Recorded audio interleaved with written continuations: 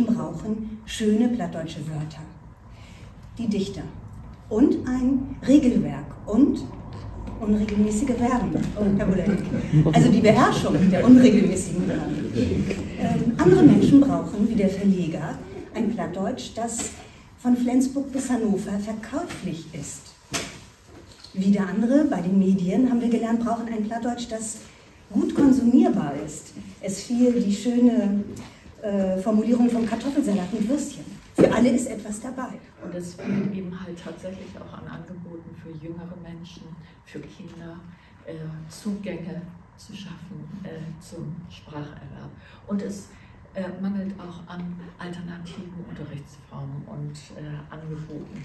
Warum soll man nicht mal auf Plattdeutsch backen oder mit Plattdeutsch backen oder Füttern auf Platt oder Naikurs auf Platt oder, um tatsächlich wieder auch diese Sprache in den Alltag zu bringen. Sprachen lernt man mit Neugier, nicht mit Zwang. Und wenn ich mir so überlege, wo Leute Kinder ihr Muttersprach, der schnackt nur, der hört zu und versucht einfach. Da wird so mal ein bisschen korrigiert, wenn das nötig ist, aber da kommt einfach so. Und irgendwie habe ich das ja mal verstanden und habe immer gesagt, jo, und okay, ich schnack nämlich Nemo platt. Und dann schnackt man so Lü an und der andere auf Hochdeutsch. Und dann muss man driest sehen und jümmer weiter und ab und an habe ich das abgeben. Ich sage, ja, wenn keiner mit mir schnackt, dann wurde ich eine VHS. Also, was ich auch schon finde, das ist, dass ohne Wör, der den Lüten vielleicht nicht mehr so kennt, dass der einfach dann nicht mehr sichtbar. Also zum Beispiel das Wort Bögen für Wellen, oder dann sagst du die Willen oder die Wogen oder so. Das ganz so inner. Wenn die einen noch platt anschnackt, weißt du nicht nur Hochdeutsch. Hey, will platt schnecken.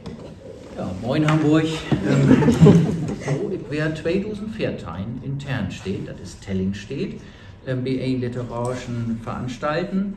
Und da habe ich zum ersten Mal die Gedichten von diesem Kerl hier gehört. Wir haben auch beim ersten Mal von Christoph kennengelernt, von Klaus Groth. Klaus Groth sind plattdeutschen Gedichten und auch sie vertellen, mein Jungsparadies.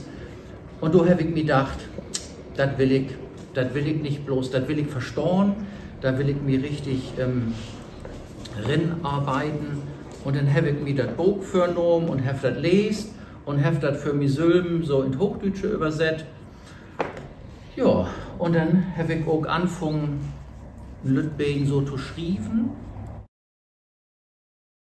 Also als allererstes ist es der Antrieb, klar, die Motivation.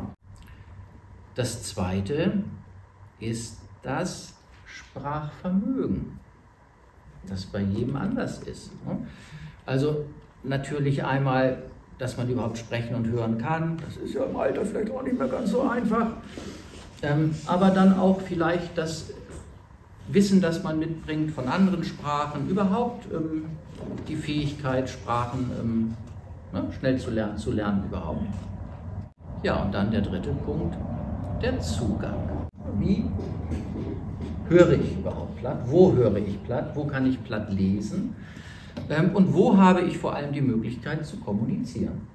Ja, wenn du so in eine Schule gehst, kurz für das Abitur und dann vielleicht Fortbildung oder Studium wuchst und so, hast du natürlich viel um die Ohren und nicht so, die Tiet jetzt in Kursus zu gehen oder so.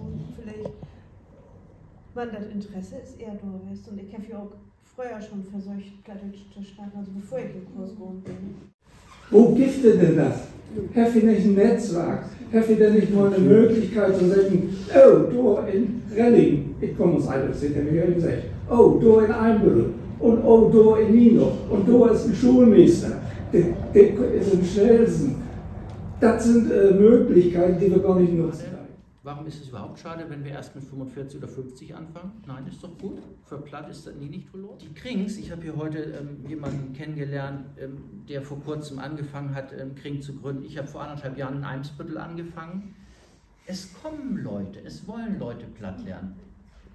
Und wenn sie ein bisschen älter sind, das stört mich nicht. Ich kann da nur Torraten, lehrt Plattdeutsch, das ist eine feine Sorge.